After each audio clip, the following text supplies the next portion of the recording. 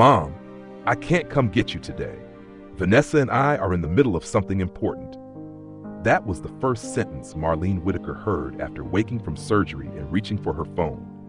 She was 74 years old, still groggy, still sore, still wearing a hospital bracelet on her wrist. And while other sons and daughters were driving across town to bring their mothers home, her own children were too busy arguing over what would happen to her house. Marlene did not answer right away. She just held the phone a little tighter and stared at the pale blue blanket over her knees. The discharge nurse had told her, kindly, almost cheerfully, "You're all set, Mrs. Whitaker. Your family should be here any minute. Any minute." That had been 43 minutes ago.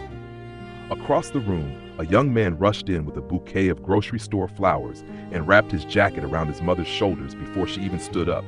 Near the window, a granddaughter bent down to fix an older woman's scarf and kissed her cheek like it was the most natural thing in the world. Marlene looked away. She had spent 31 years teaching 7th grade English in a public school outside Columbus. She knew how to wait with dignity. She knew how to smile when children lied. She knew how to make silence look less painful than it was.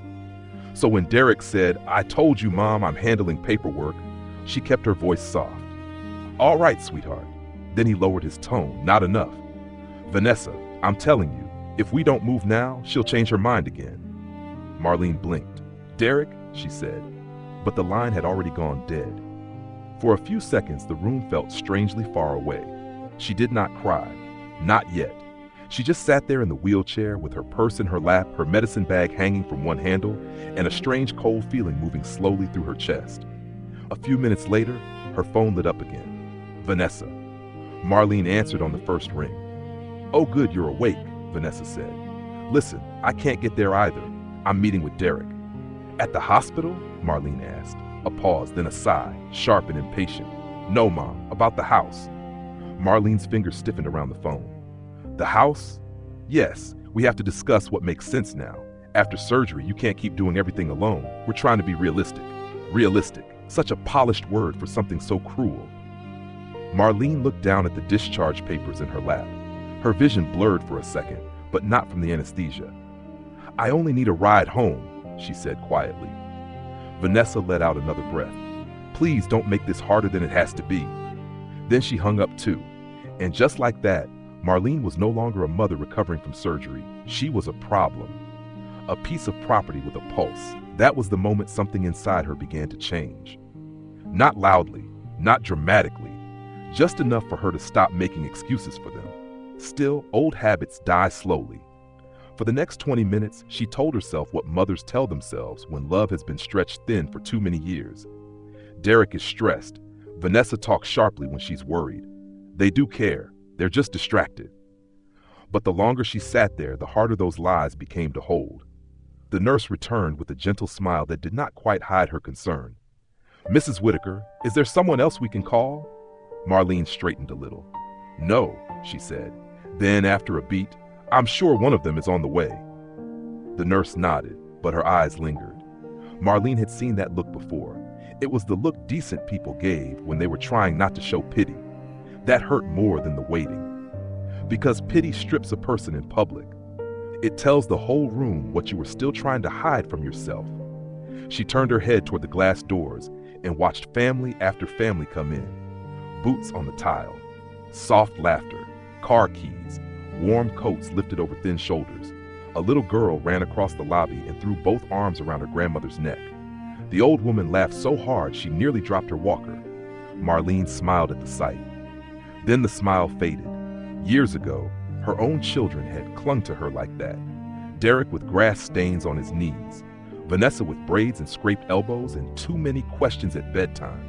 She had stayed up sewing Halloween costumes, worked summers, skipped new shoes so they could have braces, packed lunches, paid college deposits, covered late bills they never knew about. And now, after one surgery, one ride home, one small moment when she needed them to show up, they had chosen square footage over their mother. Her phone buzzed again. This time, it was not a call. It was a text from Derek. "Don't sign anything until we talk. Vanessa thinks we should get power of attorney in place before things get messy." Marlene read it once, then twice. Power of attorney, before things get messy. Her throat went dry. She had not even made it home yet, and her children were already speaking as if her life were something to be managed, transferred, as if she were slipping away, as if her voice no longer counted. The nurse came back with a clipboard, then stopped. "Mrs. Whitaker," she said gently, "are you all right?" Marlene lifted her chin. It was the same small movement she used to make before facing a difficult classroom. "Yes," she said. But this time, the words sounded unfamiliar even to her, because deep down she knew something the medication could not numb. This was not about a missed pickup. This was about timing, about pressure, about papers, about two grown children who had already started planning around her while she was still alive. And then, just as Marlene lowered her eyes and folded the phone face down in her lap, a calm voice spoke from a few feet away. "Mrs. Whitaker?" She looked up. A woman in a navy coat was standing near the discharge desk, staring at her with sudden recognition. And in the next second, Marlene realized this stranger somehow knew exactly who she was. "Mrs. Whitaker?" Marlene looked up slowly. The woman standing near the discharge desk was in her late 30s, maybe early 40s, neat navy coat, leather folder tucked to one arm, clear eyes, steady voice. For a second, Marlene thought she must have the wrong person. "Yes?" Marlene asked. The woman took a step closer. Her expression softened. "It's me, Elena Brooks, 7th grade, Brookside Middle." Marlene searched her face. The name brushed against something old and buried. A classroom, a back row desk, a girl who never raised her hand unless called on twice. "Elena?" Marlene said. The woman smiled and suddenly the years folded. "Oh my goodness," Marlene whispered. Elena crouched beside her wheelchair, careful, warm, not dramatic. "I can't believe it's really you." Marlene gave a faint, tired smile. "I'm afraid I don't look much like your English teacher today." "You look exactly like the woman who changed my life," Elena said. Marlene blinked. That landed somewhere deeper than she expected. The nurse at the desk glanced over, relieved. "Do you know each other?" Elena stood. "I do, and if it's all right with Mrs. Whitaker, I can take her home." Marlene hesitated, not because she feared Elena, because kindness, when it comes after humiliation, can feel almost too heavy to carry. "You don't have to do that," she said. Elena's answer was immediate. "Yes," she said gently, "I really do." And for the first time that afternoon, Marlene stopped bracing herself. The ride home was quiet at first. Rain tapped softly against the windshield. The heater hummed. The hospital bracelet still scratched at Marlene's wrist. Elena drove carefully, both hands on the wheel. "You used to bring crackers in your desk drawer," Elena said after a while, "for kids who came to school hungry." Marlene turned her head. Elena kept her eyes on the road. "You never made a show of it. You just say, 'I happened to bring too many today.'" A small breath escaped Marlene, almost a laugh, almost a sob. "I had many students over the years." "I know," Elena said, "but I remember everything." That sentence changed the air in the car. Marlene stared out at the wet street sliding by. Elena went on, her voice calm, almost matter-of-fact. "My mother was drinking back then. My dad was gone. I had one coat for 3 winters. I was the girl everybody noticed just enough to avoid." Marlene closed her eyes briefly. Now she remembered. The too big sweater, the trembling hands during oral reading, the way Elena used to apologize before she even spoke. "You stayed after school with me for 3 months," Elena said. "Every Tuesday and Thursday, you helped me practice speaking out loud." Marlene looked at her again. "You entered me in that county speech contest," Elena said with a smile. "I thought you were out of your mind." This time, Marlene did laugh, softly. "You won honorable mention," she said. Elena nodded. "And you told me something I never forgot." Marlene frowned, trying to reach for it. Elena said it for her. "You said no one gets to decide you are small before you open your mouth." The words hung in the warm car between them. Marlene looked down at her hands. At some point in life, a teacher says thousands of things and assumes most of them disappear into the air. But some don't. Some wait. Some come back years later when you are tired enough to think nothing you gave ever mattered. "What do you do now?" Marlene asked quietly. Elena glanced at her. "I'm an attorney." Marlene turned. "Elena, I handle estate disputes, elder law, financial abuse cases sometimes." The words were not dramatic, but they landed with a quiet weight. Elena did not ask a direct question after that. She did not need to. She had seen the hospital chair, the delayed discharge, the face of a woman trying too hard not to look abandoned. And Marlene, without meaning to, began to understand that this reunion might not be an accident at all. When they pulled into the driveway, Marlene's stomach tightened. Her curtains were slightly uneven. The porch light was on, though she knew she had turned it off before leaving for surgery. And the side gate stood half open. "That's strange," she murmured. Elena noticed it too. "Did you expect anyone to be here?" "No." Elena parked, but did not unlock her door right away. "Mrs. Whitaker," she said carefully, "before we go in, I want you to tell me if anything has felt off lately. Anything with paperwork, bank forms, property documents." Marlene's fingers curled over her purse. The text from Derek flashed through her mind. "Don't sign anything until we talk," she swallowed. "There were papers, before the surgery. They said it was for convenience." Elena's face did not change, but something in her posture sharpened. "What kind of papers?" "I'm not sure," Marlene admitted. "Insurance, billing, I didn't read every page." Elena nodded once. "All right, not judgment, not panic, just attention." That alone made Marlene feel both safer and more afraid. Inside the house, the first thing she noticed was the smell. Not danger, not smoke, just unfamiliar cologne, male, recent. The second thing was the hallway drawer. It was not fully closed. Marlene stopped. "I always shut that drawer," she said. Elena stepped beside her. Inside were envelopes, stamps, old receipts, and empty space where a document folder used to sit. Marlene's breathing turned shallow. "My property file was in here." "Do you keep copies anywhere else?" Elena asked. "In the study, I think." They moved carefully through the house. Nothing looked violently disturbed. That made it worse, because this was not chaos. This was selection. Someone had come in knowing what mattered. And then headlights swept across the front window. A car door slammed. Voices, Derek, Vanessa. Marlene went still in the middle of her own living room. The front door opened. Both her children stepped inside at once, then stopped dead when they saw Elena standing beside their mother. Vanessa recovered first. "Oh," she said too brightly. "Mom, you're home." Derek's eyes moved from Marlene's face to Elena's coat, then to the leather folder in her hand, and in that one silent second, all the sweetness drained out of his expression. "Who," he asked slowly, "is this?" Elena did not blink. She gave him a polite, measured smile. "My name is Elena Brooks." A pause. Then she added very calmly, "I'm one of your mother's former students." She let one more beat pass. "And I'm an attorney." The room went quiet in a way that felt sharper than shouting. Derek stood near the door, one hand still on the knob. Vanessa's smile stayed on her face half a second too long, then disappeared. Marlene said nothing.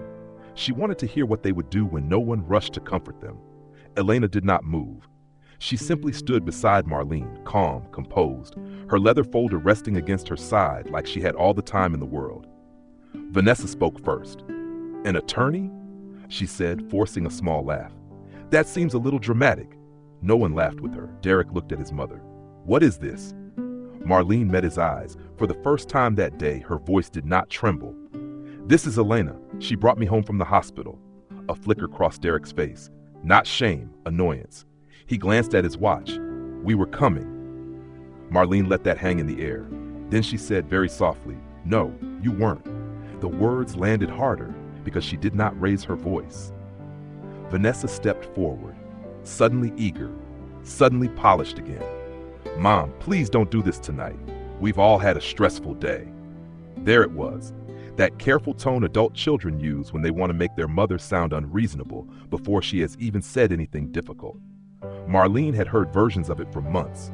At first, it came dressed as concern. "You shouldn't be handling bills alone anymore. You need help remembering things. Just sign here so Derek can talk to the insurance company." It had sounded practical, helpful, loving even. Now, standing in her own living room with a strange emptiness in her hallway drawer, she heard it differently. Elena spoke at last. "Mrs. Whitaker is tired. I won't keep this long, but before I leave, I'd like to ask a simple question." Derek folded his arms. "And why exactly would we answer questions from you?" Elena's expression did not change. "You don't have to, but if there are documents involving your mother's finances, property, or authority, this would be a good time to be honest about them." Vanessa's eyes shifted. Just once. It was enough. Derek gave a short, humorless smile. There are no secret documents. Marlene turned toward the hallway drawer. My property file is missing.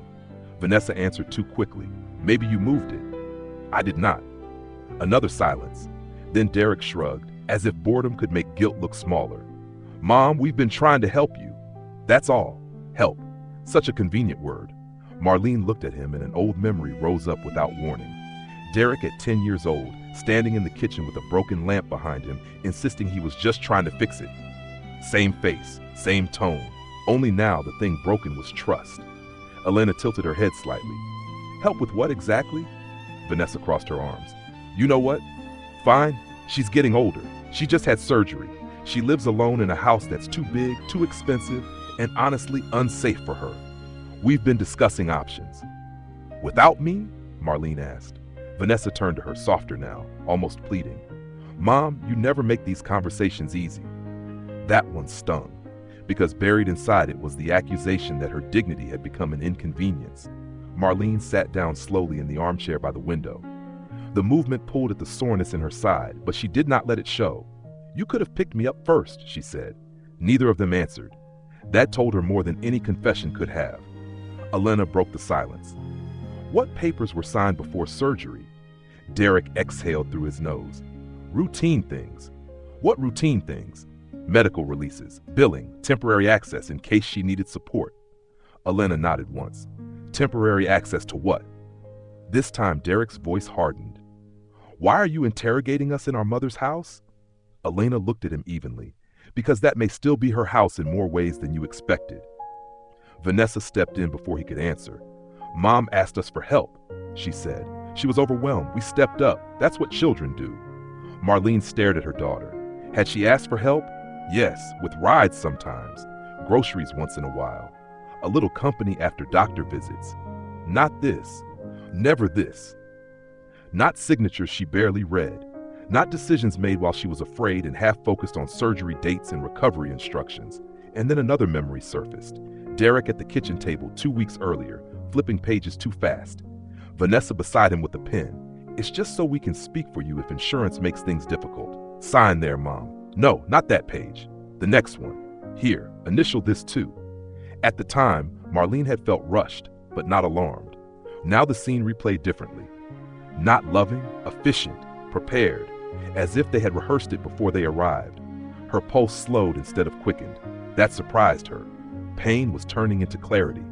Elena, she said quietly, if someone signed papers under pressure without fully understanding them, what does that mean? Derek looked at her sharply. Vanessa's color changed. Elena did not look away from either of them. It means the details matter, she said. Timing matters, capacity matters, and intent matters. Nobody in the room breathed normally after that. Derek took a step forward. This is insane. We are her children. Marlene answered before Elena could. Yes, she said. You are. She did not say more. She did not need to, because in those 3 words was everything he had failed to be. Vanessa reached for her purse. I'm not standing here to be accused like some criminal. No one accused you, Elena said calmly. Not yet. That word landed like a match near dry paper. Vanessa turned toward the door. Derek followed a second later, but not before giving Elena a long, cold look. This isn't over, he said. Elena held his stare. I know. The door shut harder than it needed to. For a few moments, the house was still. Then Marlene let out a long breath she had been holding all evening. Her hands were steady now. That frightened her more than shaking would have, because steady hands meant something inside her had finally stopped hoping this was a misunderstanding. Elena walked to the dining table and opened her folder. I need you to think carefully, she said. Every paper, every conversation, every time they asked you to sign something. Marlene nodded. Then she saw it. A page clipped inside Elena's folder. A printed email. Subject line, Whitaker property walkthrough. Her eyes narrowed. What is that? Elena looked down, then back up at her. Her voice stayed calm, but this time, it carried something colder. It's a confirmation for a realtor's appointment, she said, at this address, tomorrow morning. Marlene kept staring at the printed email. Whitaker property walkthrough, tomorrow morning, at this address. For a long moment she did not speak. She just sat there in her armchair, one hand resting lightly over the bandage beneath her sweater, the other still touching the edge of Elena's folder as if the paper itself might burn her. "They were going to show my house," she said at last. Elena nodded once. "That's what this suggests." Marlene looked around the room. The bookshelf Derek built in high school, the clock her husband wound every Sunday, the faded chair by the fireplace where she had graded essays until midnight for more years than she cared to count. It was not just a house, it was a life with walls around it. And somehow, while she was lying in a hospital bed, her children had already started measuring it like an asset. "I want to understand exactly what they've done," she said. That was the first real shift. Not panic, not tears, a decision. Elena pulled a legal pad from her folder and sat across from her at the dining table. "All right," she said. "Then we start at the beginning." They worked slowly. Date by date, paper by paper, conversation by conversation. Elena did not rush her, did not finish her sentences, did not treat her like a fragile woman who needed protecting from hard truths. She treated her like a client, like a person whose mind still mattered. That alone steadied Marlene more than any pain pill had. "Think about the last 6 weeks," Elena said. "Any form you signed, any new bank conversation, any time Derek or Vanessa insisted something had to be done quickly." Marlene closed her eyes. At first, it came in flashes.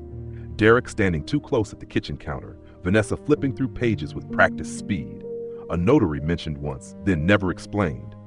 A bank envelope opened before she saw it. Then more came back. 3 days before surgery, Derek had driven her to an appointment and stopped by the bank on the way home. Said it would save time. Said she needed temporary support access in case she was on medication and missed bills. Marlene had been tired that day, scared too. The surgery had been sitting over her like weather. She remembered signing something in a small office with frosted glass. She remembered asking, "Is this really necessary?" And Derek smiling. "Mom, this is just to make life easier." Now at her own dining table, the sentence sounded like a lock turning. Elena wrote everything down. Then she asked, "Did anyone explain that these forms could affect your authority over the house or accounts?" "No." "Did anyone tell you to get independent advice?" Marlene gave a bitter little smile. Elena looked up. "That matters." Another tug of tension. Small, quiet, but real. Marlene felt it. Not hope exactly. Something firmer, a shape beginning to form inside the wreckage. By midnight, Elena had made 3 lists. Bank records, property documents, medical timeline. "We move fast in the morning," she said, "before that realtor ever sets foot on this property." Marlene nodded. For the first time since surgery, she did not feel like the day was happening to her. She felt like she was inside it again. The next morning came gray and cold, too early, too bright. Elena arrived with coffee and a printed checklist. Marlene was already dressed. That seemed to surprise them both. They started with the hospital. Nurse Tasha remembered her immediately. "Mrs. Whitaker," she said, her face softening. "I've been thinking about you." Elena introduced herself, then asked careful questions, not leading ones, just clear ones. "Who discharged Mrs. Whitaker? What time? Was she alone? Was she coherent? Did she appear confused?" Nurse Tasha answered each one without hesitation. "She was clear," the nurse said. "Tired, yes. Emotional, yes, but clear. She understood where she was, what her discharge instructions were, and that no one had come to get her." Marlene looked down. Even now, hearing it said plainly made her cheeks warm. Elena noticed. She placed a hand lightly over the file and said, "That matters too." Outside the hospital, Marlene stood still for a moment beneath the pale sky. Years of teaching had trained her to spot the difference between appearance and truth. The student who said, "I'm fine," with red eyes. The parent who blamed the school because shame was easier than honesty. The child who cheated not because he was lazy, but because he was desperate not to fail. How had she missed it in her own family? Maybe because mothers do not grade their children the way they grade the world. Maybe because love can turn warning signs into excuses. The next stop was the bank. A manager confirmed there had been recent requests for expanded access. He did not say much in front of Marlene. Policy, privacy, procedure. But when Elena presented her credentials and the concerns about possible pressure, his tone changed. He agreed to flag the account pending review. No transfers without direct verification. No new authority accepted without fresh documentation. Again, not victory, but movement. By afternoon, they were back on Marlene's street. Mr. Lionel Reeves was trimming his hedges next door. He lowered the shears the moment he saw them. "Marlene," he said, almost relieved, "I'm glad you're back." He glanced toward her house, then toward Alina. "I wasn't sure whether to say anything." "Say what?" Marlene asked. Mr. Reeves wiped his hands on his gloves. "Your son and daughter were here twice last week, once with a man in loafers and a clipboard, another time with a woman taking pictures on her phone. Front porch, back fence, even the side yard." Marlene's face went still. "Did they say why?" He hesitated. "Derek joked that they were getting ahead of the market before the old place got complicated. I didn't like how he said it." There it was. Not fear, not suspicion, confirmation. Her children had not been planning for her recovery. They had been planning around her removal. That evening, the house felt different, not because it had changed, because she had. Marlene stood in her study, looking at old class photos stacked beside lesson binders and retirement cards. There were hundreds of faces in those pictures. Children she had encouraged, corrected, defended, pushed, forgiven. She had spent a lifetime telling other people's children to speak clearly, think carefully, and stand up when something was wrong. And when it had come to her own son and daughter, she had let silence pretend it was peace. Elena appeared in the doorway. "You're quiet," she said. Marlene gave a tired smile. "I taught children how to find their voice," she said. "Funny thing is, I seem to have misplaced mine in this house." Elena stepped closer. "No," she said gently. "You didn't lose it. You set it down because you thought keeping the family together mattered more." Marlene looked at her. "And now?" Elena held up one final document from her folder. A copy. Old, yellowed slightly at the edges. "Now," she said, "I think it's time your children learned something they were never supposed to forget." Marlene frowned. "What is that?" Elena met her eyes. "It's a document your husband signed years ago," she said. "And if it says what I think it says, tomorrow changes everything." Marlene did not sleep much that night, not because of the pain from surgery, because of the sentence Elena had left on the table between them. Tomorrow changes everything. By morning, the house felt unnaturally still, the kind of stillness that comes before a storm when even the walls seem to be listening.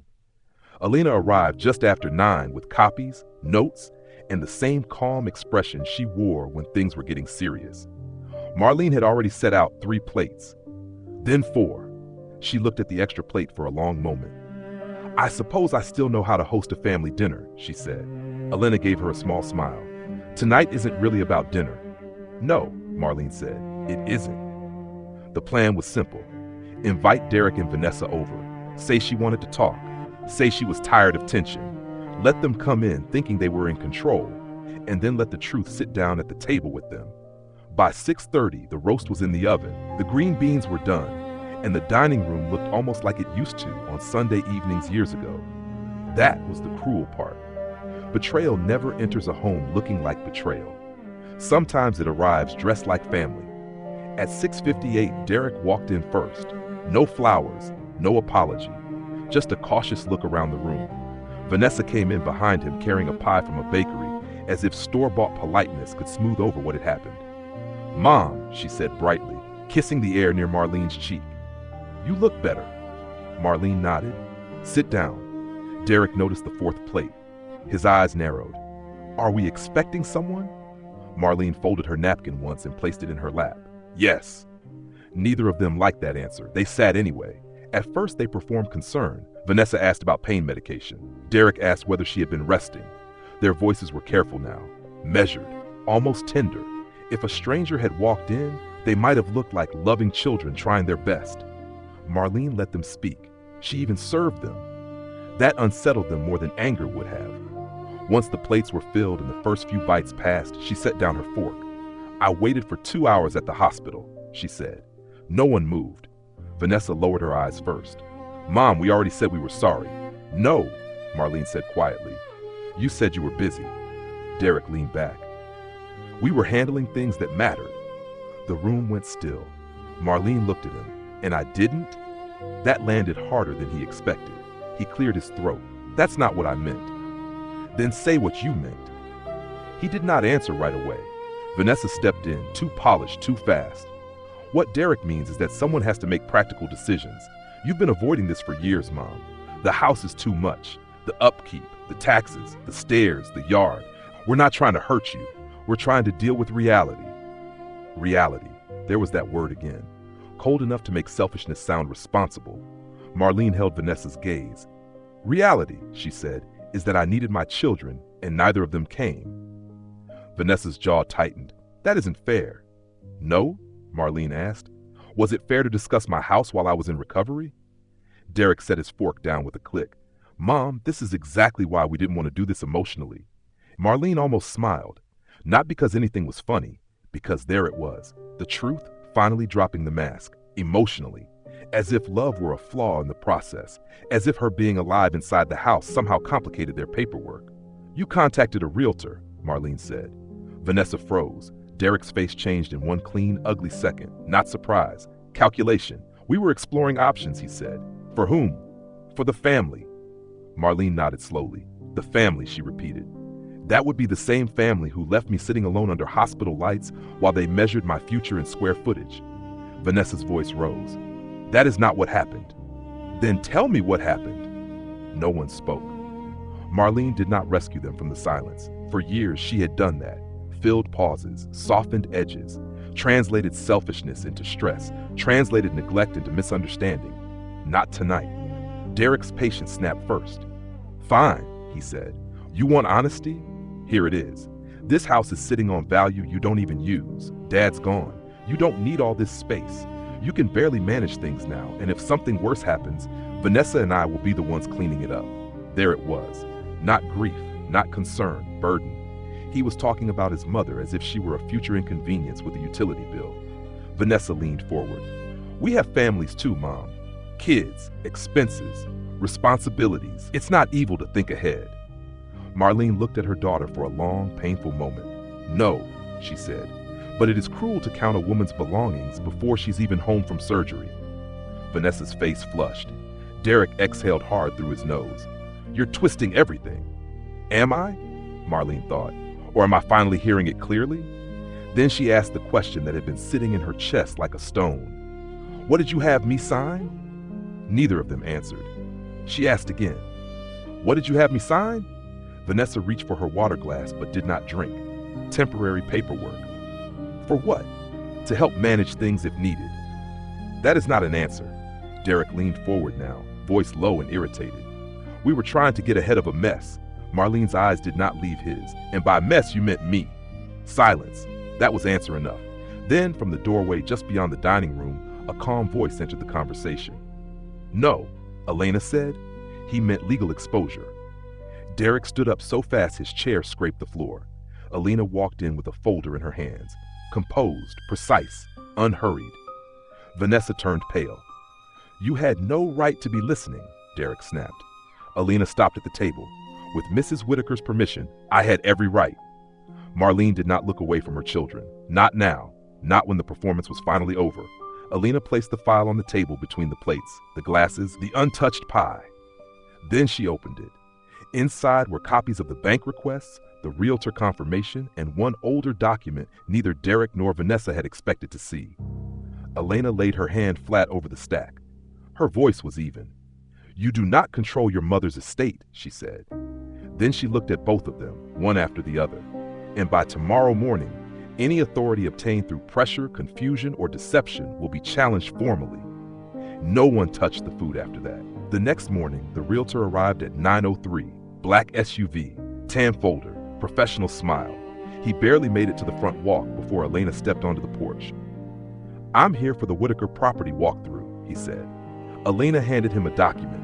You're here for a canceled appointment, she replied.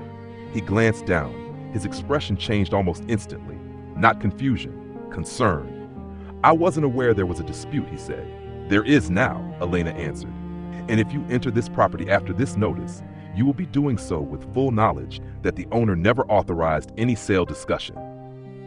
Behind the screen door, Marlene stood still and watched. Her own house, her own porch, her own life. And for the first time in days, nobody was speaking over her. The realtor gave a short nod, tucked the paper back into his folder, and left without another word. It was a small moment, quiet, almost ordinary, but Marlene felt something loosen inside her chest, because that was what dignity sounded like when it returned. Not loud, not dramatic, just clear.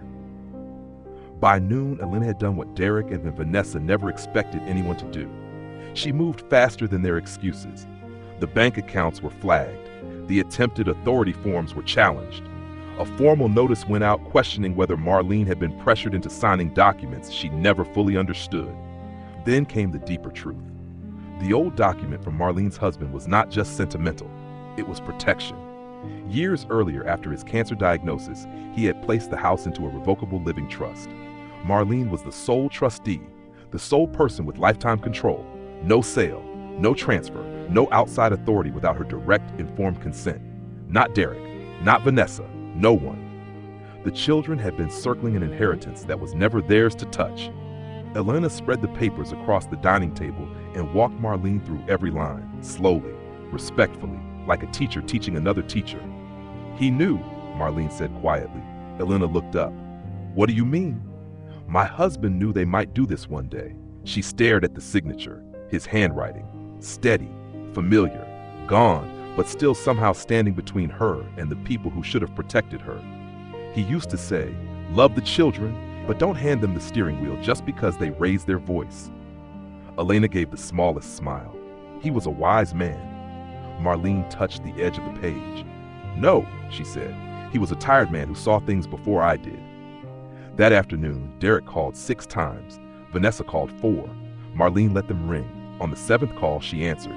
It was Vanessa. Her voice came out tight and brittle. Mom, what is Elena doing? Marlene stood at the kitchen counter, one hand resting near the window. She's protecting me. A pause. Then the tone shifted. Not loving, not ashamed, scared. You froze the bank? No, Marlene said. I stopped you from moving faster than the truth. Vanessa lowered her voice. You're making this look terrible. Marlene closed her eyes for 1 second. I didn't make it look terrible, she said. You made it real. Vanessa began to cry then, not deeply, not from the soul, more like someone hearing consequences arrive sooner than expected. Mom, I never wanted it to go this far. Marlene's answer came quietly. Then you should have stopped before it started. She ended the call herself. That mattered too, because for years she had been the one left holding silence after everyone else was finished with her. Not anymore. By evening, both children were sitting across from Elena in her office. Marlene sat beside her, spine straight, hands folded, no longer looking like a woman pulled into a fight she did not understand. Derek still tried to bluff. This is all an overreaction, he said. We were helping our mother plan ahead. Elena slid one paper toward him. The unsigned sale notes found in your email suggest otherwise. Another paper. The bank request timeline. Another.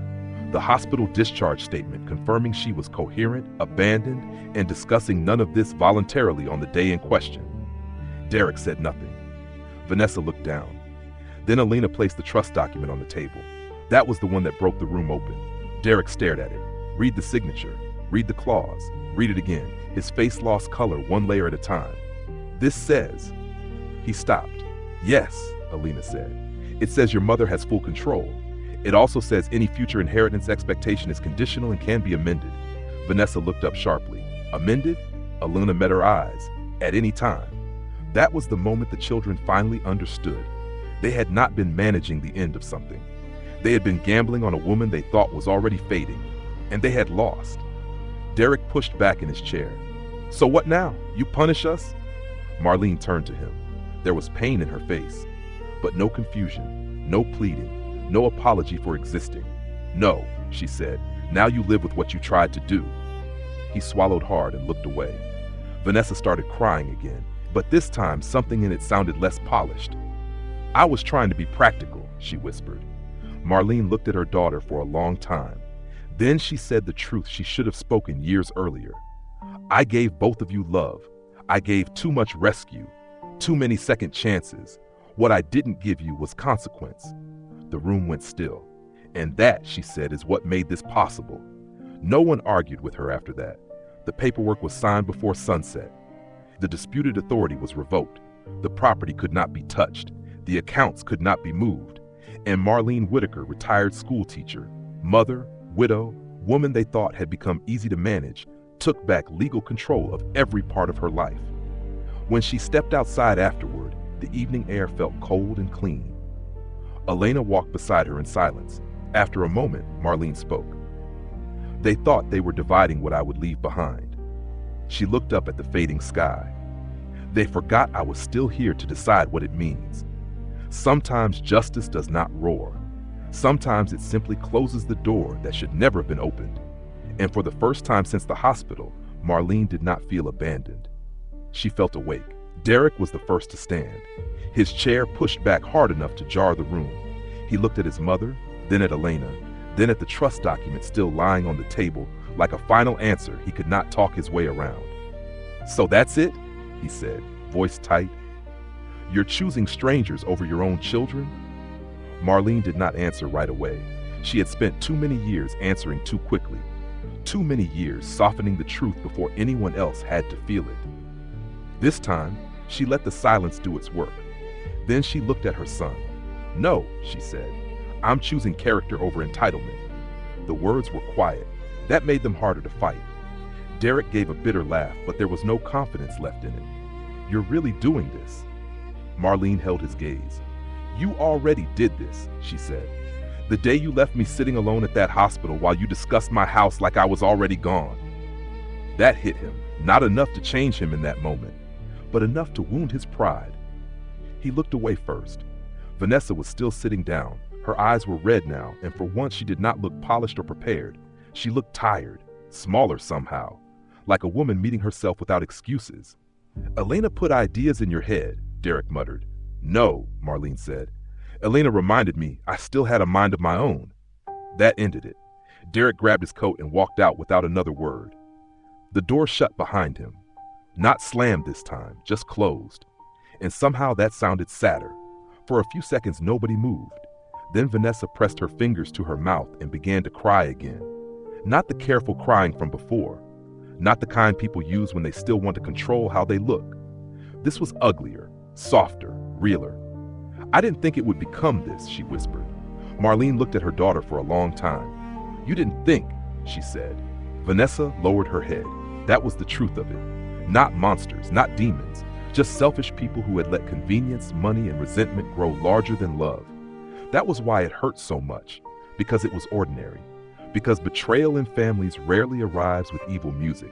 It arrives in practical tones, in rushed signatures, in phrases like, what makes sense now? Vanessa wiped her face. Do you hate me? Marlene's expression changed then, not into softness exactly, but into something older, something steadier. I hate what you were willing to become, she said. That is not the same thing. Vanessa started crying harder.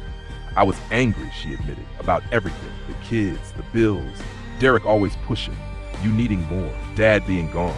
I kept telling myself we were just getting organized, just preparing, just doing what somebody had to do. Marlene listened, and for the first time in days, she heard not strategy, but emptiness. The sad little machinery people build inside themselves so they can live with what they are doing. You should have come to the hospital, Marlene said. Vanessa broke completely at that. I know, it was a small sentence, but it was the first honest one. Marlene stood slowly. Her body still ached, her side still pulled, but she stood anyway. I cannot give you easy trust anymore, she said. Not because I want revenge, because trust is not a light switch. It is built and rebuilt, or it isn't. Vanessa nodded through tears. I understand. Maybe she did. Maybe she only understood that, for once, tears would not erase consequence. Either way, the moment mattered. A week later, Marlene sat once again at her kitchen table, but nothing felt the way it had before. Not because the pain was gone, because the fog was. Sunlight touched the wood grain near her elbows. Beside her sat a fresh estate packet, a yellow legal pad, and a cup of tea she had actually remembered to drink while it was still warm. Elena sat across from her, going line by line through the revised documents. The house would remain under Marlene's control for the rest of her life. Her accounts were protected. Her medical directives were updated. No rushed signatures, no hidden language, no one speaking over her. And then came the last decision. Elena slid a page forward. The scholarship language, she said. Are you sure this is what you want? Marlene looked down at the words. After her lifetime, a portion of the estate would fund a scholarship for students from unstable homes who wanted to study teaching, law, or public service. A quiet bridge between two lives, the teacher she had been, and the student who had come back when her own children did not. Yes, Marlene said. Alina smiled. She said, most people spend years wondering whether what they gave the world meant anything. Marlene looked out the window. The maple tree in the yard had begun to move in the breeze. I used to think kindness disappeared, she said. You give it, and life swallows it up. She turned back to Alina. But maybe that isn't true. Maybe it waits. Alina's eyes softened, sometimes for years. Marlene thought about the hospital, the cold chair, the little girl hugging her grandmother, the humiliation of sitting there alone while her phone stayed silent. At the time, it had felt like proof that love had failed her. Now she understood something else. Love had returned, just not through the hands she expected. It came back through a former student with a steady voice and a sharp mind, through a sentence spoken in a 7th grade classroom, through a kindness she had given so long ago she had nearly forgotten it herself. That afternoon, after Elena left, Marlene stood in the living room and looked around. The clock still ticked, the bookshelf still leaned slightly to one side. The house was still old, still quiet, still hers. But the loneliness felt different now. Not empty, earned, peaceful. A person can survive being disappointed. What matters is whether they still know their own worth when the disappointment clears. Marlene Whitaker did, and in the end, that was the part her children never counted on. They thought inheritance was about waiting for someone to weaken. They were wrong. A legacy is not what people grab when you are vulnerable. It is what you choose while you are still standing to leave in the world after you. And sometimes the goodness you planted in one forgotten corner of a life comes back just in time to keep you from being buried by someone else's greed. Some wounds do not heal the moment justice arrives. Some take longer. Trust, once broken by family, does not return because someone cries. It returns only when truth is faced, pride is laid down, and change is proven over time. Marlene did not get everything back. She did not get back the hospital chair. She did not get back the sound of her phone staying silent. She did not get back the daughter and son she thought she had. But she got something just as important. Her name, her voice, her home, her right to decide what her life still meant. And maybe that is the lesson no one should forget.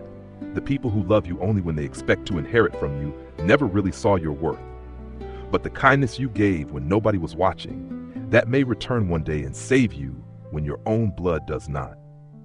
So tell me in the comments, if you were Marlene, would you forgive your children quickly? Or would you make them earn back every bit of trust they broke? And have you ever seen kindness come back to someone years later in a way nobody expected? Share your thoughts below. And if stories like this speak to your heart, subscribe to the channel because the next story may hit even closer to home.